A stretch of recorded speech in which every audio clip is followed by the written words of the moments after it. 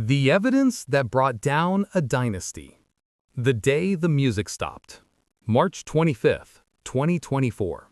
Just after dawn. Two homes, thousands of miles apart.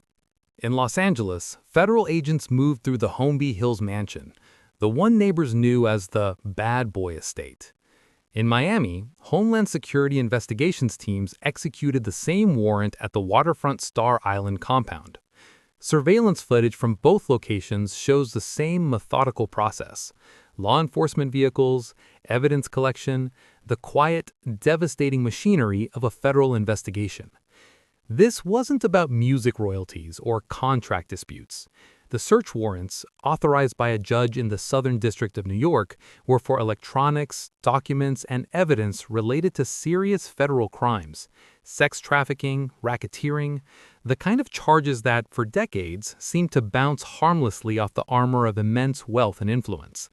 But this morning, the armor cracked.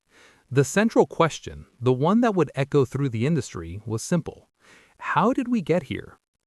The Empire and the Whispers. To understand the fall, you have to understand the empire. And for 20 years, Sean "Diddy" Combs wasn't just building a music label, he was constructing a mythology. Bad Boy Records wasn't just a company, it was a family. A carefully curated image of success, loyalty, and black excellence broadcast from the top of the world. The parties, the fashions, the chart-topping hits. It was a brilliant, powerful narrative. But underneath that polished surface, a different story was being whispered. It started in the shadows of the industry, in the green rooms and after-parties, a low hum of rumor about the price of proximity to that power. For many, their first real glimpse into that hidden world came through Cassie Ventura. Their relationship, beginning around 2007 when she was just 19 and he was 37, played out in the full glare of the paparazzi flashbulbs, a glamorous, powerful coupling. Yet, according to the lawsuit she would later file, the reality behind those photos was one of escalating control and alleged abuse. The whispers had a source, and they weren't just about one relationship. Other women, other former associates carried similar stories, their voices muffled by a powerful legal instrument, the non-disclosure agreement. These NDAs weren't simple confidentiality clauses. They were often described as comprehensive and restrictive, backed by the formidable threat of legal retaliation from one of the industry's most powerful legal teams. They created a wall of silence, allowing the public narrative and the private allegations to exist in completely separate, parallel realities. The system, it seemed, was designed to protect itself. The lawsuit that changed everything. Then, on November 16, 2023, the wall shattered. Cassie Ventura filed a bombshell federal lawsuit in Manhattan. This wasn't a leak to a tabloid or an anonymous allegation. This was a 35-page civil complaint filed under the Adult Survivors Act, graphic, specific, and devastating in its detail. It alleged more than a decade of physical abuse, including punching, beating, and kicking. It described the pattern of coercive control, claiming he forced her to engage with male sex workers and filmed them without her consent. It is alleged that he orchestrated a gang rape of her in her own home by a music producer. This wasn't hinted at, it was documented, with times, places, and specific horrific acts laid bare in a court of law. The response from Combs' legal team was immediate and fierce: outright denial. They called the claims offensive and outrageous, labeling them as a shameless money grab. But the legal strategy behind the filing was brilliant and revealed why it worked where whispers had failed. The Adult Survivors Act provided a one-time, limited window for survivors of sexual abuse that occurred years ago to file civil suits, regardless of the statute of limitations. Cassie's team filed just one day before that window closed forever. It was a legal Hail Mary that connected. And then something even more telling happened. The case settled. Within just 24 hours. The speed was breathtaking. No discovery process, no depositions, no drawn-out legal battle. While the settlement terms were confidential, that rapid closure sent an unmistakable signal to everyone watching. It implied an overwhelming desire to prevent something, documents, testimony, evidence, from ever seeing the light of day. But the door was kicked open, and standing right behind it were others, ready to walk through. This wasn't an ending, it was a key that turned the lock for everyone else. The federal case builds, November 2023 to March 2024. The settlement didn't silence the story, it amplified it. The legal dam had broken. In the weeks and months that followed Cassie's lawsuit, a cascade of new allegations poured forth. A music producer filed a suit alleging Combs had coerced him into soliciting prostitutes and pressured him to engage in sexual acts at parties. Another woman filed a lawsuit alleging she was gang raped in 2003 by Combs and 2 other men in a recording studio. A third accused him of sexual assault in a New York recording studio in the early 1990s. These weren't anonymous tips anymore.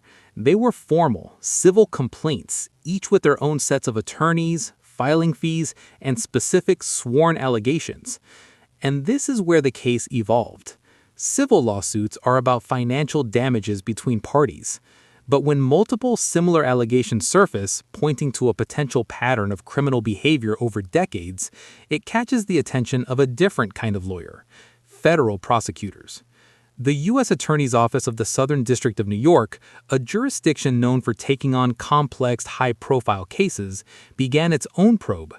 The narrative shifted from individual claims of abuse to something much larger, something structured, a potential criminal conspiracy. The legal framework they began to consider was critical.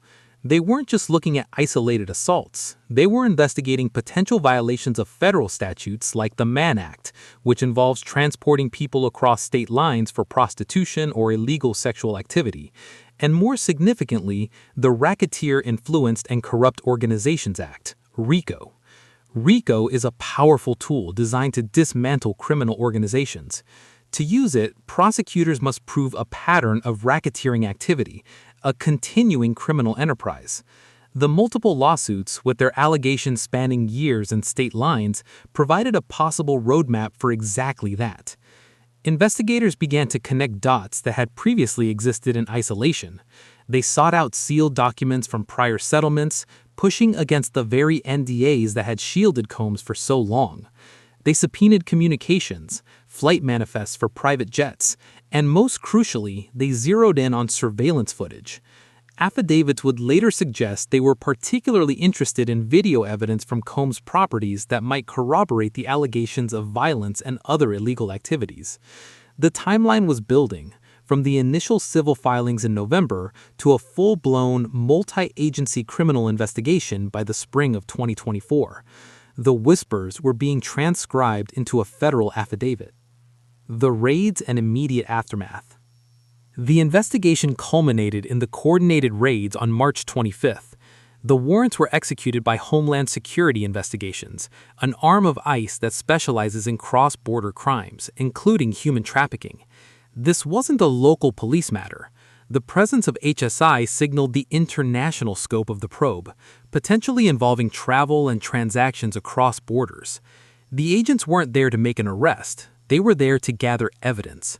They were searching for specific items: phones, laptops, hard drives, documents, the digital and paper trail of a life and a business empire.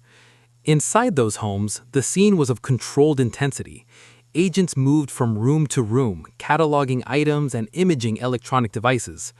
Outside, the world watched. The visuals were stark: the famous estates, the symbols of unparalleled success, now surrounded by the unflinching authority of the state. Combs was not present during the Miami raid. He was spotted hours later at a Miami Opa-locka executive airport, briefly detained but not arrested. His attorney, Aaron Dyer, issued a statement condemning the raids as a gross overuse of military-level force and maintained Combs' innocence, asserting he would continue to fight every day to clear his name. The reaction from the industry was swift and telling. It was a quiet, almost frantic distancing.